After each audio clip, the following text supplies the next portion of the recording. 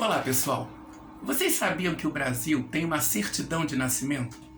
É isso mesmo. Não, o Brasil não é uma pessoa para ter uma certidão de nascimento. Não foi lá no cartório e foi registrado. Não. Mas sobre o Brasil, foi escrito um documento, uma carta, que tinha a intenção de comunicar ao rei de Portugal, o rei Dom Manuel, também chamado O Venturoso, que o Brasil tinha sido descoberto. E detalhe, o título dessa carta é Carta a El-Rei Dom Manuel sobre o achamento do Brasil. Achou o nome estranho? A palavra achamento, a gente não costuma usar isso no português de hoje em dia, mas lá no final do século XV, repare, 1500, ano em que o Brasil foi descoberto, é o último ano do século XV, 1501 já é século XVI.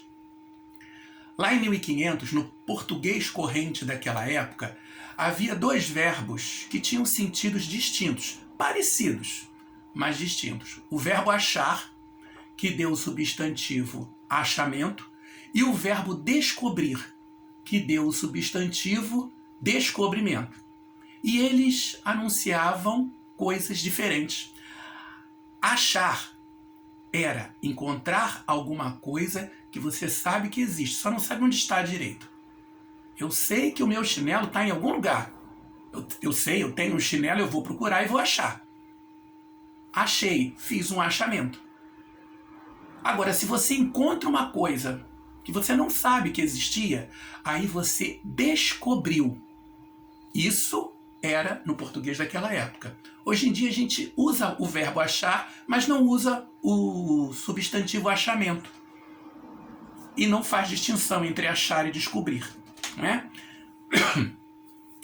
Então, isso prova o seguinte: Carta ao rei Dom Manuel sobre o achamento do Brasil. Que o Brasil não foi descoberto, pelo menos da maneira como se pensava naquela época, o uso da palavra descobrir. O Brasil foi achado. Ele foi procurado porque sabiam que ele existia.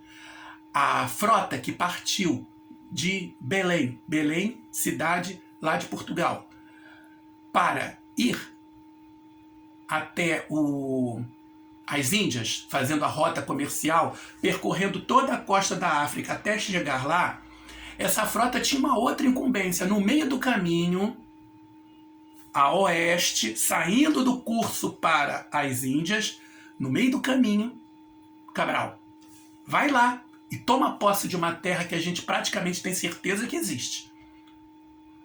Por um acordo que Portugal fez com a Espanha e que foi assinado pelo Papa, Portugal e Espanha tinham direito a duas faixas de terra.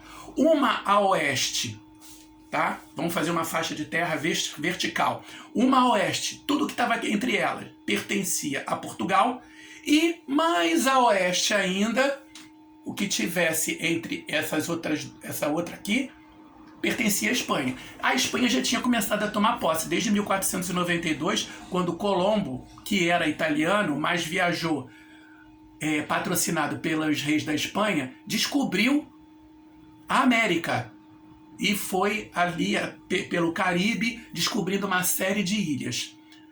Nunca chegou ao continente, mas já estava no caminho.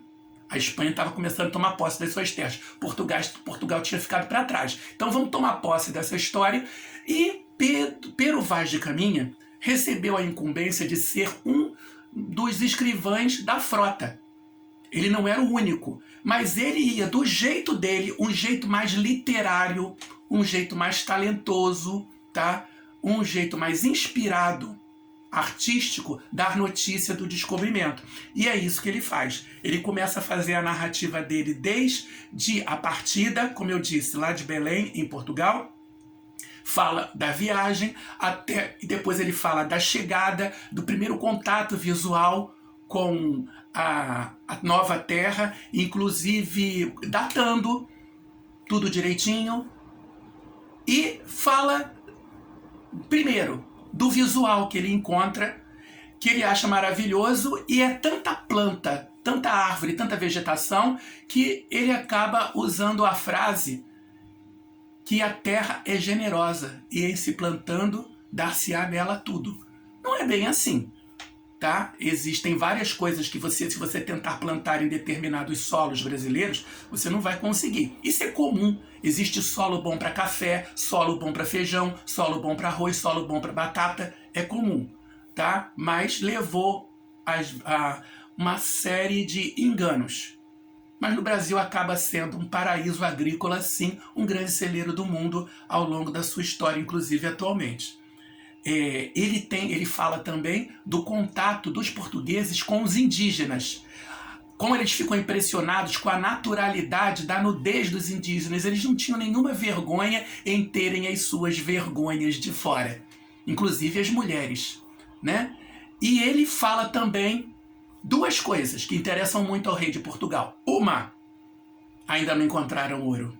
Outra, é preciso salvar essa gente. Essa gente são os índios.